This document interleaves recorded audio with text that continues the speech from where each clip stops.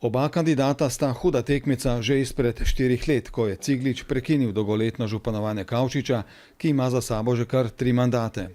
Če bo Kavčič zmagal, napoveduje večinsko koalicijo v občinskem svetu, če bo izgubil pa hudo opozicijo. Kakšnega pomena je dobro sodelovanje med družbo Certa in občino Cerkno? Mislim, da je to sodelovanje ključnega pomena, namreč nadaljevanje turističnih projektov in razširitev tako imenovanega turističnega kompleksa v termalni del je ena od ključnih projektov prihodnosti za Cerkljansko. Miran Ciglič je aktualni župan. Njegova lista v občinskem svetu pa zaostaja za Kavčičevo ljudsko stranko za 1 mesto. Zato bo bitka huda. Tudi tekmecu smo zastavili isto vprašanje o vlogi občine pri razvoju turizma.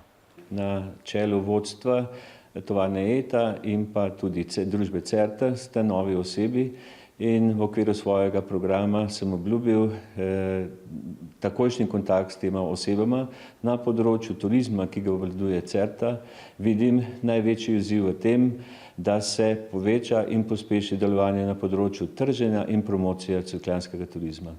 O novem županu bodo odločali glasovi poražencev v prvem krogu Gašperja Uršiča in Martina Raspeta, ki sta skupaj zbrala kar 30% glasov.